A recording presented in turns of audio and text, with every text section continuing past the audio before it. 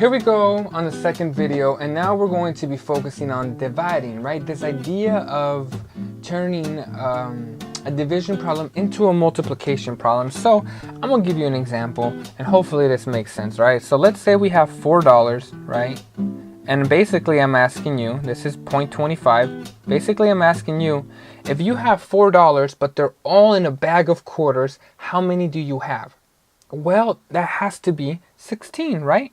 There's 4 quarters in $1. So if you have $4, that means you have to have 16 quarters, right?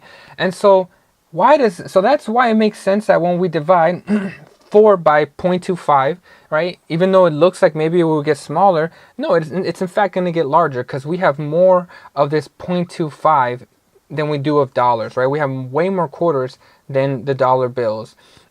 So now let's say we rewrote this as a fraction, 4 divided by, let's say 1 over 4, right? Because 1 over 4 is 0.25, right? You know, it's just 0.25. And now the question becomes, well, how would you turn this to a multiplication problem? Well, the first thing we could do is say, well, 4 is this divided sign just means divide is being divided by 1 over 4. Okay, now the question is, what can we do so that when we turn this to a multiplication problem, we get 16? And the only logical thing to do is we have to flip this. We have to take the reciprocal. So it's going to be 4 times 4 divided by 1. Now, if you want to, we could also write this one as 4 divided by 1, right? And now, as you know, we can multiply across. 4 times 4 is 16. All divided by 1 times 1, which is just 1, so it's going to be 16. And you can see that that does match our answers that we wrote right up above.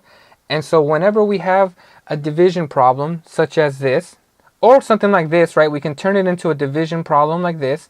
And what we can do is now just take the reciprocal and we can flip it, which is basically what the reciprocal means. We just flip it, you know, this. The denominator goes on the numerator goes on denominator, and last but not least, we multiply across. So how do we take those principles and apply it to a problem like this that's going to be a little bit more, I would say, I don't know, a little more challenging? So let's look at something like this. Let's say we have x plus 6, okay?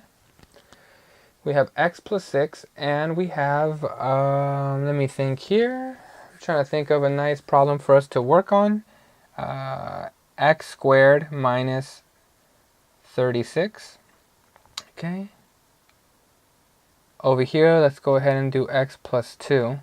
And let's say over here we have x squared plus 4x plus 4. Okay.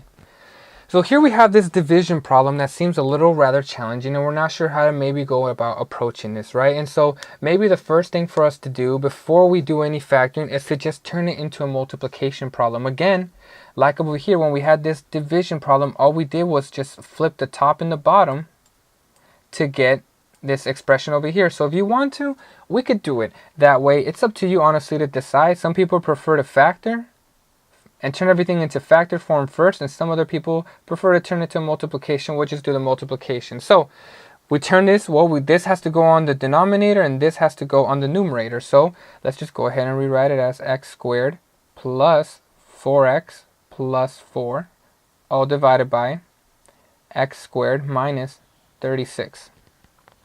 Okay, so that's all it do. Whenever we have a division problem, all we have to do is just flip it, and now it becomes a multiplication problem, right? And so now, well, all we have to do is just factor the top and the bottom. So these first terms stay the same, x plus 6, x plus 2. If you want to, you can put parentheses around it so that you're reminded that that's an entire factor. We can't just separate them apart. Okay, now we go over here and we turn this into factored form. Well, this right here, all the factors of 4 are 1, 4, 2, 2. And so for me, I think at this point I'm feeling pretty confident that I could do some of these hopefully in my head. All right. There we go. 2 plus 2 gives me the 4, but 2 times 2 does indeed give me the 4 over there. Last but not least, this is all going to be divided by, well, I can put a 0x in the middle, and hopefully by now we're kind of getting this idea that whenever we have this middle term, right, what two numbers multiply to give you 36, but when we add them, it's 0. And you can see that it's always going to be Well, 6 times 6 gives me 36, so I just flip the signs on one of them, and that's going to work, right? 6 minus 6 is going to give me the 0x, and 6 times negative 6 does indeed, in fact, give me the negative 36. Now that I have this expression here, okay, well, if you want to, we can combine it on top, right? We can just write it as x plus 6, x plus 2, x plus 2, all divided by x plus 2, x plus 6, and x minus 6. Okay, now that we have this right here, now if we have the same factors on top or bottom, we can proceed to cancel them out. So these x plus 6 cancel out, x plus 2 cancel out, and so we're left with just x plus 2, all divided by x minus 6. Okay, and if you wanted to, originally you could have just done, well, this cancels out with this cancels out with that, so all we're left with in the numerator is this, which is right here, and the denominator, which is right there, and this becomes my final simplified answer. There's nothing else I could do. All right, well, let's go ahead and maybe look at another example here. Let's say, let me go ahead and find one I think that it's worth maybe going over. Okay, I think there's one that's a bit challenging. Let's do it. Let's go ahead and write x to the 4th minus 9x squared. This definitely looks a lot more challenging, so why not? Let's go ahead and do that. X squared minus 4x plus 3 divided by,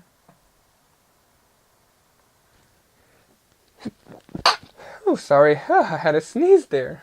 Silly old me. X to the 4th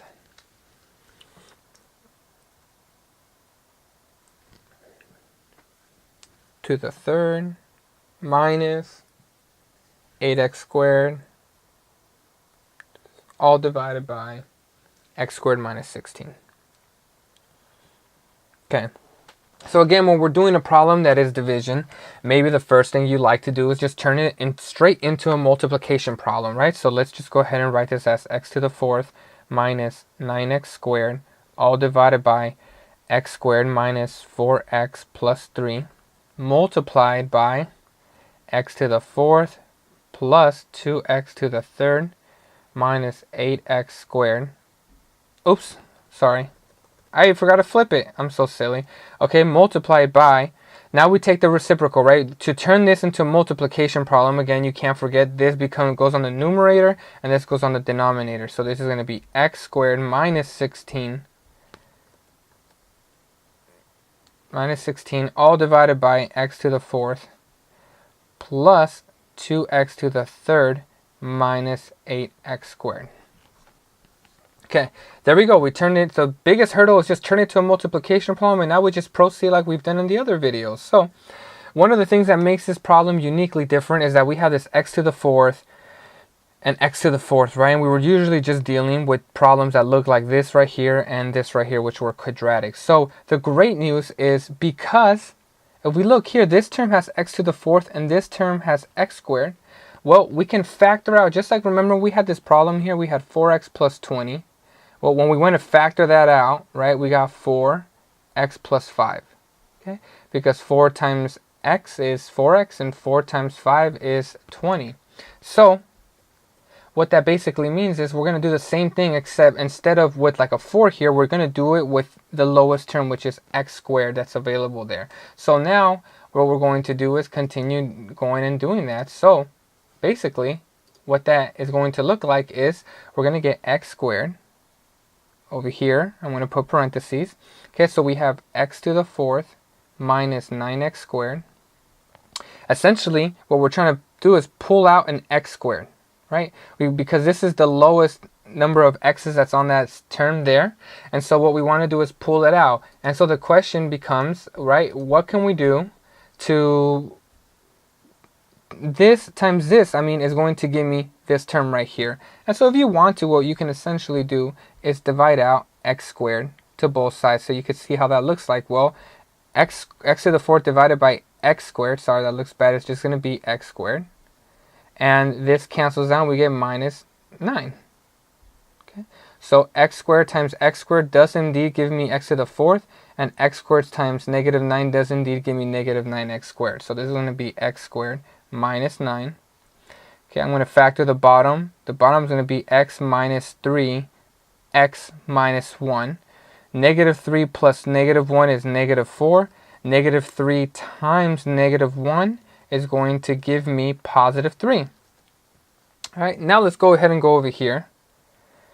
Well, again, I feel pretty confident, right? On the top, we can factor this as x plus 4 and x minus 4, right? Now, if you have a question on how I'm factoring this, you can leave a message on the comment box and I'll kind of explain it more in depth. Hopefully in the previous videos, you got an idea of how that works.